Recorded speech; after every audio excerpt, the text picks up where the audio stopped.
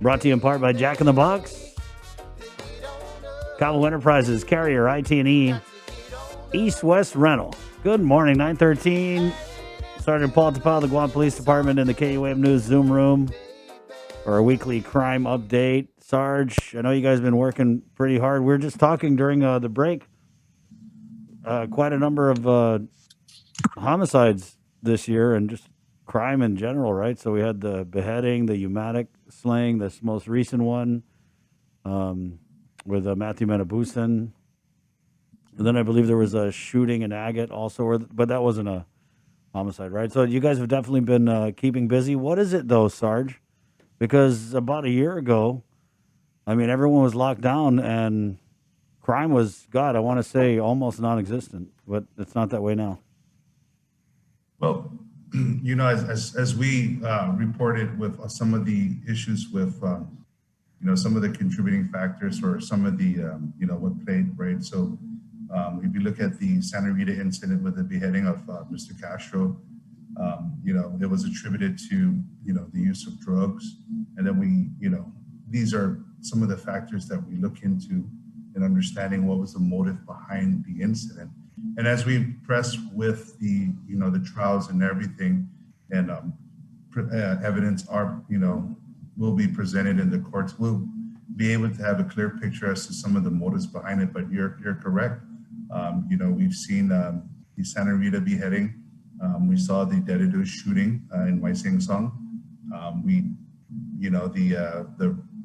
Umatic incident with former mayor and former police officer, Daniel Sanchez, and just recently, the incident involving the the Swamp Road incident with, Mr. Meno, and of course the arrest and everything. So, the Guam Police Department is able to, in a timely, I want to say timely manner, in an expeditious manner, we were able to garner and, effectuate an arrest for the individuals that were responsible for all these cases. So, it's unfortunate that lives were lost, but, we still have to bring justice to the family. We still work at providing the justice to the community and making sure that those that are apprehended, we do garner the conviction. And, some of the cases that we were talking about was the Tamikanata homicide, where, we were able to garner a conviction on that. That was a very,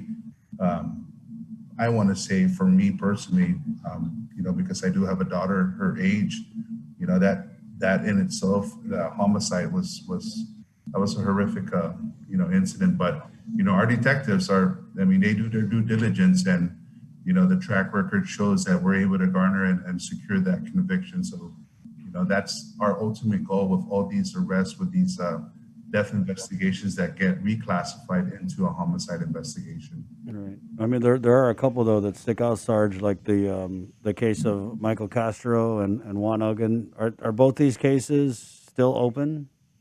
Yes. I think the chief gets briefed on the case, the two particular cases on a weekly basis by the CID command. We still continue to keep in touch with the family of, Mr. Michael Castro.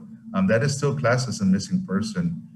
With the Juan Uggan incident, that is a death investigation that we continue to move forward. We continue to ask for answers within the community, and this is where and it's really ironic how we're talking about this. I had a conversation with an individual just the other day in one of the grocery stores, and one of the things that an individual had mentioned, he goes, the thing that we have going for us right now, comparable to what we're seeing in the stateside, the greater mainland, is we have culture, and all we need to do is reconnect to our culture. And these are the type of incidents in which we can actually utilize our Pacific Island culture, our heritage, and our pride, and really helping, deploying that in a thalmolic sense of pride as who we are as Romanians, and really helping, each other, and, simply giving us information as simple as, just incidents that happened, we continue to ask that from within the greater community. So, We're still actively working the missing person of Michael Castro, and of course, the death incident or the homicide incident with Mr. Wanagan. But somebody does have information out there that can aid our investigator, and we know that there's people out there who know exactly what's going on with these cases, and we ask them, really look down into your hearts, and let's bring closure to this, and let's really bring justice to the family that continue to mourn for their loved ones, that continue to hope, that justice will prevail. So, these are the incidents which we are asking the community to step up and really exercise and, see what it's like to, deploy the anaphemolic sense of pride. Sarge, I was just looking at this story on KUAM.com where it kind of goes in with the magistrate's complaint relative to the shooting death of Joshua Meno. Police launched an investigation after Meno's lifeless body was found on Hahasu Drive on Swamp Road. Court documents state officers saw a blood trail from Meno's deceased body that led toward a residence off the roadway where Menabusan was staying with several others. Officers learned Meno had stopped by the house to have a cigarette and dinner. Witnesses stated Meno got into an argument with another person in the home and allegedly struck the person on the neck with a machete. The person reportedly ran into the home and alerted Menabusan, who walked out of his house with a pistol and shot Meno. Meno then walked onto the roadway. Officers noted a wound on his lower right rib area that was consistent with a gunshot wound. Documents state, again, these are the court docs, Menabusan said he shot Meno, but claims Meno had been threatening his cousins while brandishing a machete, and that he was afraid Meno would hurt him or his girlfriend in the home, so Menabusan shot Meno first. He then provided specific instructions to the officers to locate the pistol, which was recovered within a hidden compartment inside a school bus that was stationed beside the home. Menabusan did not have a valid firearms ID and is currently on parole. He's a repeated violent offender, having a criminal history dating back to 2002. He appeared for his magistrate's hearing and was held on $100,000 cash bail. Next court hearing April 27th before Judge Iriarty. Sarge, with this Menabusan guy and Rudy Kanata and some of these familiar faces that we see just repeatedly in the news, what's that like for you guys responding to a scene? And you see these guys that, just got out of jail, or some of them have cases running on them while they're out here doing more damage? Yeah, it's when you really look into the person and the individual, right, and see what they're going through and stuff, right? It really, for us to be judgmental on who they are and everything, right? We can't speculate. We can't, based on anything, right? And we pretty much work, we do our bread and butter with police work is the facts and fact finding and of course fact reporting, right? And we were able to do that, and we used the track record and of course the history as to prepare us as to who we're dealing with and everything. But there is a human side to the individual, and understanding some of the choices and the decisions and some of the predicaments that they're in at that moment in time. That decision or that choice that they made, may not have been the best decision, but it was a decision that was made by them. And it's really unfortunate that we continue to we're continuing to see this, and it's really, when do you find the right when do you find the approach to make the right steps? And some of them do have tried, some of them do continue to work and try, but it's just really I don't want to say stroke of bad luck that they are, the decision making skills that they have. And we're still seeing the effects of crystal methamphetamine and addiction and stuff, and that may be a part of the decision making skills that some of these individuals deploy and stuff. So it's really, we look at, I personally as an investigator, I will still continue to look at the human side of the individual and understanding that it's there. This is where we as a community, from a holistic approach, we do need to address this, and we do need to work, whether it be rehabilitation, whether it be the conforms of programs at the Department of Correction, and of course the programs thereafter, and ensuring that the individuals that are released into the, back into the community are well acclimated in adjusting to what's needed. And it is hard. It really is to, seeing some of that, because I do have family and friends that are had criminal histories before in the past, felony records and everything. and just hearing their stories and their struggles and how to obtain a job and how to set themselves right in the right track. There is a struggle and there is a challenge, but these are some of the choices that they need to make, to stay in the right track. But it's really, the criminal history in itself. We always look back at that as investigators, right? Not to judge the individual, but to find a direction as to where we're going with the case, and of course, understanding a possible motive and stuff. But we do need to work as a community in ensuring that the individuals that have been incarcerated for crimes, that they come out and that we had, provided assistance to get them back on track. Because if we can turn one individual into a productive citizen, that's a plus for the community. It's a plus for, just a whole slew of different things. Right on. Sergeant, do you guys have any info at all about these? I don't know, as a courtesy, did you get any info about the post office closures? Not with the, I don't have any information as to the closures of some of the that are being audited. That's the federal side and everything. But, speaking of, we are hearing reports, and we saw it, and it was addressed during our command staff meeting. And we want to applaud the information sharing from various neighborhood watch groups. There are, and I want to, clarify that, and of course, provided better information. We are seeing social media posts of mailboxes. These are local. We did confirm that. We did confirm that a report was taken in one of the videos that are circulating of a mail theft that occurred in one of the private homes mailbox. So, we were briefed, and we asked the community to be, cognizant of what's happening out there. If anybody suspects anything suspicious, please, if you are expecting mail and you see that your whole street has a a delivery system by the U.S. Postal Service, reach out to your respective neighbors and tell them that this is what we're seeing in the community's mail theft. We do have one that was reported to the Guam Police Department. And again, we want to prevent this from happening, but that's where we can speak on. I don't know about the other two post offices that are being audited, and we're seeing the stimulus checks being mailed out, tax returns are being mailed out. That's, again, I'm going to use the anathematic approach. Let's work in bettering our community, and just keep an eye out for our beloved neighbors, and of course, report anything suspicious to your immediate precinct or the Guam Police Department. Sarge, any checkpoints planned for this week or this weekend? Not that I'm aware of. It's funny how you bring that up. I'm actually going to be heading over to sit down and talk with our traffic investigators. I know we have been doing a lot of speed enforcement. Right. We're seeing an uptick with traffic out there, with the easing of restrictions. So, people forget that we still live in an island that's posted speed is 35. Let's keep it at 35. These guys have been working hard. So, we had our neighborhood watch meeting, and we're going to be working closely with the respective mayors to address speeding within their respective neighborhoods and their communities. So, as we get back into some sort of normalcy and the easing of restriction, people are going to be out and about.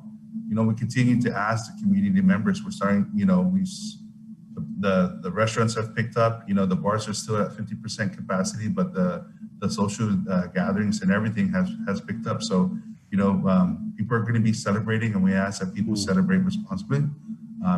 Designated responsible sober driving. Yeah.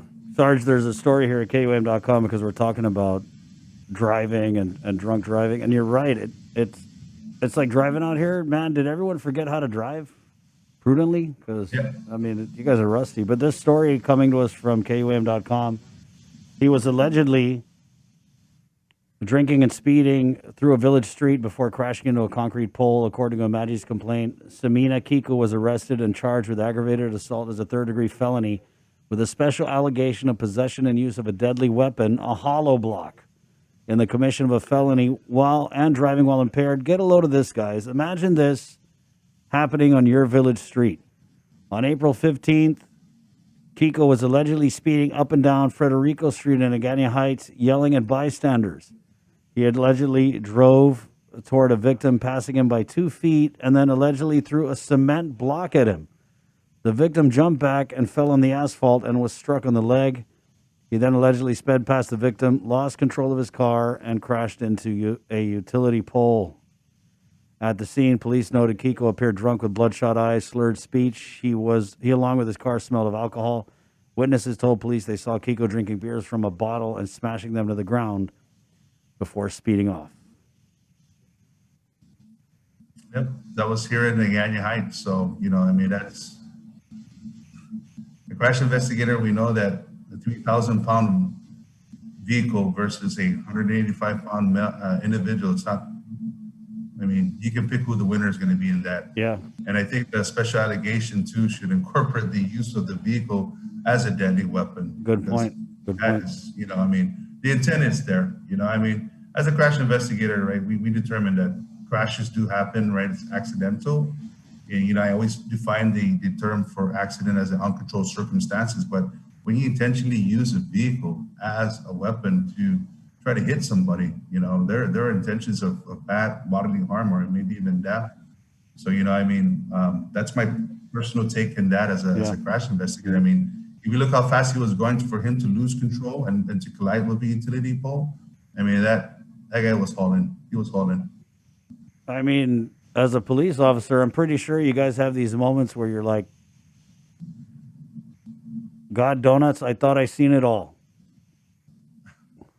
It is, we do, we always, we expect, that this is going to be normal, but, there is nothing out of the ordinary until we see things differently. And, it's not just police officer, firefighters go through the same thing. And, there's that bond between firefighters and police officers that we can cope and relate to a lot of the incidents that we see. And it's really, to have that, I'm going to use my Chamorro slang, that thick skin, and you got to be cautious all over. Understanding that, we have to learn how to cope with what we are dealing with. And of course, our patients have to be there, in understanding it.